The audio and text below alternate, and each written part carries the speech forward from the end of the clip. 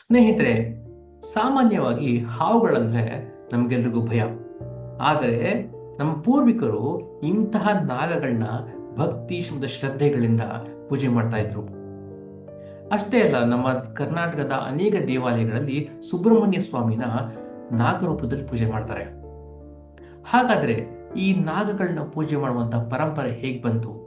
ನಾಗರ ಪಂಚಮಿ ದಿನ ನಾಗಗಳನ್ನ ಯಾಕೆ ಪೂಜೆ ಮಾಡ್ತೀವಿ? ಇದರ ಹಿಂದಿರುವ ರಹಸ್ಯ ಏನು? ಅಷ್ಟ ನಾಗಗಳು ಯಾರ್ಯಾರು? ಬನ್ನಿ ಸ್ನೇಹಿತರೆ, ಈ ವಿಡಿಯೋದಲ್ಲಿ ಇವುಗಳ ಬಗ್ಗೆ ತಿಳ್ಕೊಳ್ಳೋಣ.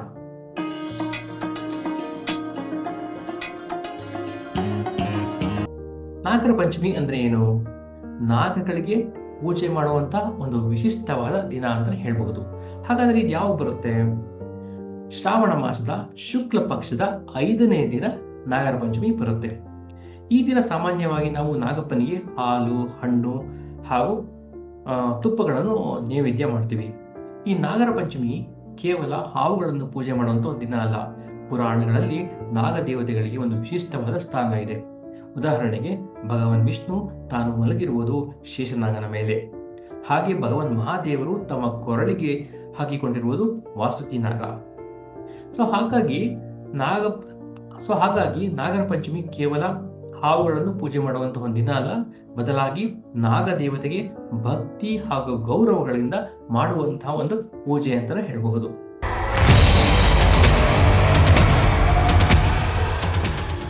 ಸ್ನೇಹಿತರೆ, ಈ ನಾಗರ ಪಂಚಮಿ ದಿನ ನಾನ್ ನಿಮ್ಗೆ ಒಂದು ಕುತೂಹಲಕಾರಿಯಾದ ಒಂದು ವಿಷಯವನ್ನು ಹೇಳ್ತೀನಿ. ಸುಬ್ರಹ್ಮಣ್ಯ ಸ್ವಾಮಿನ ನಾಗರೂಪದಲ್ಲಿ ನಾವು ಯಾಕೆ ಪೂಜೆ ಮಾಡ್ತೀವಿ? ಪುರಾಣಗಳ ಪ್ರಕಾರ ಸುಬ್ರಹ್ಮಣ್ಯ ಸ್ವಾಮಿಗೂ ಹಾಗೂ ನಾಗ ದೇವತೆಗಳಿಗೂ ಒಂದು ವಿಶಿಷ್ಟವಾದ ಅಭಿನವ ಭಾವ ಸಂಬಂಧವಿದೆ. ಅದೇನಂದ್ರೆ, ಈ ನಾಗಗಳು ತೊಂದರೆಗೆ ಸಿಲುಕಿದಾಗ ಭಗವಾನ್ ಕಾರ್ತಿಕೇಯ ಅಂದ್ರೆ ಸುಬ್ರಹ್ಮಣ್ಯ ಸ್ವಾಮಿ ಅವರ ರಕ್ಷಣೆ ಮಾಡ್ತಾನೆ ಅಂತ ಹೇಳ್ತವೆ.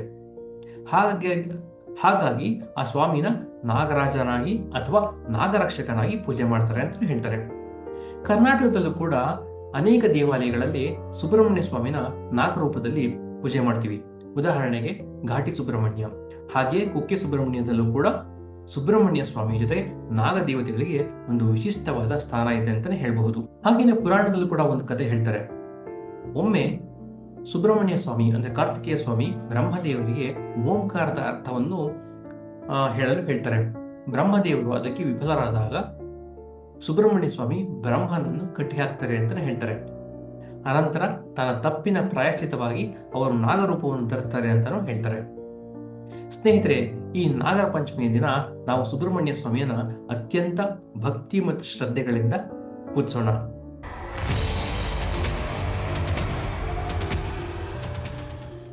ಸ್ನೇಹಿತರೆ, ಈ ನಾಗಗಳ ಮೂಲ ಎಲ್ಲಿದೆ ಇದನ್ನು ತಿಳ್ಕೊಳ್ಳೋಣ ಬನ್ನಿ. ಮಹರ್ಷಿ ಕಶ್ಯಪ ಹಾಗೂ ಕದ್ರುವಿನ ಮಕ್ಕಳೇ ಈ ನಾಗಗಳು. ಈ ನಾಗಗಳಲ್ಲಿ ಅನೇಕ ತರ ನಾಗಗಳು ಇವೆ. ಅದರಲ್ಲಿ ಬಹಳ ಮುಖ್ಯವಾದವು 8 ನಾಗಗಳು. ಅವು ಯಾವ್ಯಾವ ಗೊತ್ತಾ? ಅನಂತ, ವಾಸುಕಿ, ತಕ್ಷಕ, ಕಾರ್ಕೋಟಕ, ಪದ್ಮ, ಮಹಾಪದ್ಮ, ಶಂಖ ಹಾಗೂ ಕುಲಿಕ. ಈ 8 ನಾಗಗಳಲ್ಲಿ ಕೆಲವು ನಾಗಗಳ ಬಗ್ಗೆ ನಾವು ತಿಳ್ಕೊಳ್ಳೋಣ ಬನ್ನಿ ಸ್ನೇಹಿತರೆ. ಮೊದಲನೇದಾಗಿ ಅನಂತ ಅಥವಾ ಆದಿಶೇಷ ಅಥವಾ ಶೇಷನಾಗ. ಈತನನ್ನು ಭಗವಾನ್ ವಿಷ್ಣು ತನ್ನ ಹಾಸಿಗೆಯಾಗಿ ಸ್ವೀಕರಿಸಿದ್ದಾನೆ. ಹಾಗೆ ಭಗವಾನ್ ವಿಷ್ಣು ಭೂಮಿ ಮೇಲೆ ಅವತಾರ ಮಾಡಿದಾಗ ಈತ ಕೂಡ ತ್ರೇತಾಯುಗದಲ್ಲಿ ಲಕ್ಷ್ಮಣನಾಗಿ ಹಾಗೂ ದ್ವಾಪರ ಯುಗದಲ್ಲಿ ಬಲರಾಮನಾಗಿ ಅವತರಿಸಿ ಅಧರ್ಮದ ವಿರುದ್ಧ ಹೋರಾಡಿದ್ದ ಅಂತ ಪುರಾಣಗಳು ಹೇಳುತ್ತವೆ. ಎರಡನೇದು ವಾಸುಕಿ. ಭಗವಾನ್ ಮಹಾದೇವರು ತಮ್ಮ ಕೊಳಲಿನಲ್ಲಿ ಹಾಕಿಕೊಂಡಿರುವ ಈ ನಾಗನೇ ಈ ವಾಸುಕಿ. ಈ ವಾಸುಕಿಯ ಪ್ರಾಮುಖ್ಯತೆ ಸಮುದ್ರ ಮಥನದಲ್ಲಿ ಬರುತ್ತೆ. ದೇವಾಸುರರು ಸಮುದ್ರವನ್ನು ಕಡಿಯುವಾಗ ಈ ವಾಸುಕಿಯ ದೇಹವನ್ನು ಉಪಯೋಗಿಸಿರುವಂತ ಪುರಾಣಗಳು ಹೇಳುತ್ತವೆ. ಮೂರನೆಯದು ತಕ್ಷಕ. ಈ ತಕ್ಷಕನ ಉಲ್ಲೇಖ ಮಹಾಭಾರತದಲ್ಲಿ ಬರುತ್ತೆ. ನಾಲ್ಕನೆಯದು ಕಾರ್ಕೋಟಕ. ಅಂದ್ರೆ ನಳದುಮಿಯಂತೆ ಕಥೆಯಲ್ಲಿ ಈ ಕಾರ್ಕೋಟಕನ ಬಗ್ಗೆ ಉಲ್ಲೇಖವಿದೆ. ಈ ಕಾರ್ಕೋಟಕ ಕರ್ಮ ಸಿದ್ಧಾಂತವನ್ನು ಹೇಳುತ್ತಾನೆ ಅಂತ ಪುರಾಣಗಳು ಹೇಳುತ್ತವೆ. ಹಾಗೆ ಮಿಕ್ಕ ನಾಗಗಳಿಗೆ ಕೂಡ ಅನೇಕ ಕಥೆಗಳು ಇವೆ. ಅದನ್ನು ಬೇರೊಂದು ವಿಡಿಯೋದಲ್ಲಿ ತಿಳ್ಕೊಂಬೋಣ.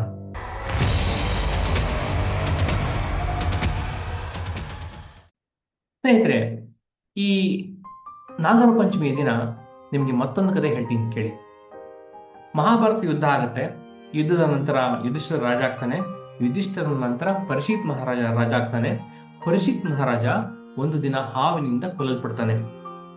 ಇದನ್ನು ಕಂಡ ಅವನ ಮಗ ಜನ್ಮೇಜಯ ಅತ್ಯಂತ ಕೋಪದಿಂದ ಒಂದು ಮಹಾಯಜ್ಞ ಮಾಡ್ತಾನೆ, ಅಂದ್ರೆ ಸರ್ಪಯಾಗ ಮಾಡ್ತಾನೆ. ಅಂದ್ರೆ ಅವನ ಉದ್ದೇಶ ಏನಂದ್ರೆ ಪ್ರಪಂಚದಲ್ಲಿರುವ ಎಲ್ಲ ಸರ್ಪಗಳನ್ನು ಕರೆಸಿ ಆಹುತಿ ಕೊಡ್ಬೇಕು ಅಂತ. ಈ ಯಜ್ಞವನ್ನು ನೋಡಿ ಆಸ್ತಿಕ ಮಹಾಮನಿಗಳು ಆ ಜನ್ಮೇಜಯ ರಾಜನಿಗೆ ಆ ಯಜ್ಞವನ್ನು ನಿಲ್ಲಿಸಲು ಹೇಳ್ತಾರೆ. ಮುನಿಗಳ ಮಾತಿಗೆ ಬೆಲೆ ಕೊಟ್ಟು ಜನ್ಮೇಜಯ ಮಹಾರಾಜ ಆ ಯಜ್ಞವನ್ನ ನಿಲ್ಲಿಸ್ತಾನೆ. ಸ್ನೇಹಿತರೆ, ಇದರಿಂದ ನಮಗೊಂದು ಪಾಠ ಸಿಗುತ್ತೆ. ಏನಂದ್ರೆ ಕೋಪಕ್ಕಿಂತ ಕ್ಷಮೆ ದೊಡ್ಡದು, ಸೇಡಿಗಿಂತ ಕರುಣೆ ದೊಡ್ಡದು. ಹಾಗಾಗಿ ಸ್ನೇಹಿತರೆ, ಈ ನಾಗರ ಪಂಚಮಿ ದಿನ ಈ ಕಥೆಯನ್ನ ಜ್ಞಾಪಿಸ್ಕೊಳ್ಳೋದು ಬಹಳ ಮುಖ್ಯ.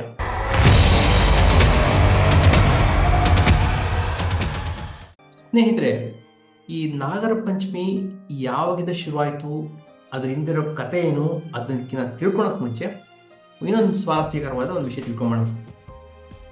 ನಾಗರ ಪಂಚಮಿ ಕೇವಲ ಹಾವುಗಳ ಪೂಜೆಯೇ? ಖಂಡಿತ ಅಲ್ಲ. ನಮ್ಮ ಪೂರ್ವಿಕರು ಪ್ರಕೃತಿಯ ಅನೇಕ ಶಕ್ತಿಗಳನ್ನ ಪೂಜೆ ಮಾಡ್ತಾ ಇದ್ರು. ಉದಾಹರಣೆಗೆ ಆಕಾಶ, ನದಿ, ಮರಗಳು, ಪರ್ವತಗಳು ಹಾಗೂ ಎಷ್ಟೋ ಜೀವಿಗಳು. ಹಾಗೇನೆ ಹಾವು ಕೂಡ ಒಂದು.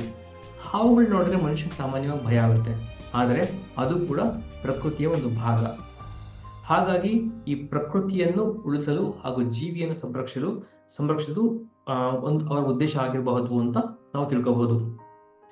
ಪುರಾಣಗಳ ಪ್ರಕಾರ ಈ ನಾಗರ ಪಂಚಮಿಯನ್ನು ಆಚರಿಸುವುದರ ಮೂಲಕ ಮನುಷ್ಯನಿಗೆ ಆಯುರಾರೋಗ್ಯ, ಐಶ್ವರ್ಯ ಹಾಗೂ ಕುಟುಂಬದಲ್ಲಿ ನೆಮ್ಮದಿ, ಶಾಂತಿ ಸಿಗುತ್ತೆ ಅಂತ ಪುರಾಣಗಳು ಹೇಳಿವೆ.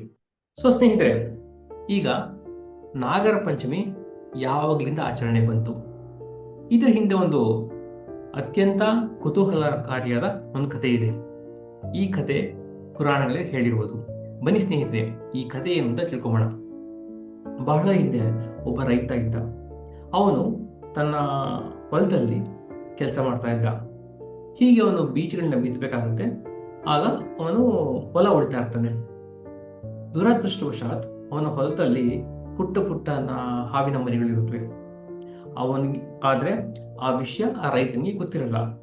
ಹಾಗಾಗಿ ಅವನು ಹೊಲ ಉಳ್ಬೇಕಾದ್ರೆ ಆ ಮರಿಗಳೆಲ್ಲ ಹೊರಟೋಗುತ್ತವೆ. ಸಂಜೆ ಅದರ ತಾಯಿ ನಾಗಿಣಿ ಬರ್ತಾಳೆ. ಬಂದಾಗ ತನ್ನ ಮರಿಗಳು ಹೋಗಿರುವುದನ್ನು ಕಂಡು ಬಹಳ ದುಃಖಿಸ್ತಾಳೆ. ಹಾಗೆ ಆ ದುಃಖವು ಕೋಪವಾಗಿ ಬದಲಾಗುತ್ತೆ. ತಕ್ಷಣ ಅವಳು ಏನ್ ಮಾಡ್ತಾಳೆ ಗೊತ್ತಾ? ಆ ರೈತನ ಮನೆಗೆ ನುಗ್ಗಿ ಅವ್ರನ್ನೆಲ್ಲರೂ ಕೊಂದು ಹಾಕ್ತಾಳೆ. ಅದೇ ಸಮಯದಲ್ಲಿ ರೈತನ ಮಗಳು ಹೊರಗಡೆಯಲ್ಲೂ ಹೋಗಿರ್ತಾಳೆ. ಅವಳು ಬಂದು ಮನೆಗೆ ನೋಡ್ತಾಳೆ. ಮನೇಲಿ ಎಲ್ಲರೂ ಸತ್ ಬಿದ್ದುಕೊಂಡು ಅವಳು ದಿಗ್ಭ್ರಾಂತಳಾಗುತ್ತಾಳೆ. ಆದರೆ ಅವಳು ಇಲ್ಲಿ ಸೇಡಿನ ಮಾರ್ಗ ತಗೊಳ್ಳಿಲ್ಲ, ಬದಲಾಗಿ ಭಕ್ತಿಯ ಮಾರ್ಗ ತಗೊಳ್ತಾಳೆ. ಅನಂತರ ಅವಳು ಏನ್ ಮಾಡ್ತಾಳೆ ಅಂದ್ರೆ, ಅವಳು ಭಕ್ತಿಯಿಂದ ನಾಗಪ್ಪನ ಪೂಜೆ ಮಾಡ್ತಾಳೆ. ಅತ್ಯಂತ ಶ್ರದ್ಧಾ, ಭಕ್ತಿ, ವಿನಯಗಳಿಂದ ನಾಗಪ್ಪನ ಪೂಜೆ ಮಾಡ್ತಾಳೆ. ಆ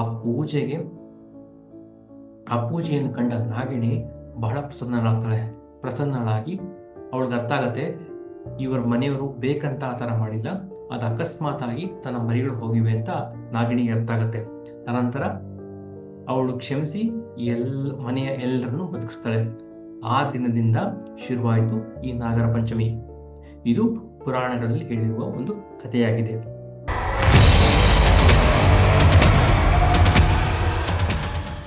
ಹಾಗಾದ್ರೆ ಸ್ನೇಹಿತರೆ, ಈ ನಾಗರ ಪಂಚಮಿ ನಮ್ಗೆ ಏನ್ ಹೇಳುತ್ತೆ? ಇದು ಕೇವಲ ಹಾವಿನ ಪೂಜೆ ಅಲ್ಲ, ಬದಲಾಗಿ ನಾವು ಭಯಪಡುವ ಹಾವನ್ನು ಕೂಡ ಅಥವಾ ಜೀವಿಯನ್ನು ಕೂಡ ಗೌರವಿಸಬೇಕು. ತಿಳಿಯದೆ ಮಾಡಿದ ತಪ್ಪಿಗೆ ಕ್ಷಮೆಯನ್ನು ಕೇಳಬೇಕು. ಹಾಗೆ ಪ್ರಕೃತಿಗೆ ಹೊಂದಿಕೊಂಡು ಬಾಳ್ಬೇಕು. ನಮ್ಮ ಪುರಾಣವನ್ನು ನೋಡಿದ್ರೆ ಅಲ್ಲಿ ಶೇಷಶಯನ ರಕ್ಷಣೆ ಇದೆ, ವಾಸುಕಿಯ ಶಕ್ತಿ ಇದೆ, ಸುಬ್ರಹ್ಮಣ್ಯ ಸ್ವಾಮಿಯ ದೈವಿಕತೆ ಇದೆ. ಹೀಗಾಗಿ ನಾಗರ ಪಂಚಮಿ ಕೇವಲ ಹಾವಿನ ಪೂಜೆಯಲ್ಲ, ಇದು ಜೀವಿಗಳಿಗೆ ಗೌರವಿಸುವಂತ ಒಂದು ಪರಂಪರೆ.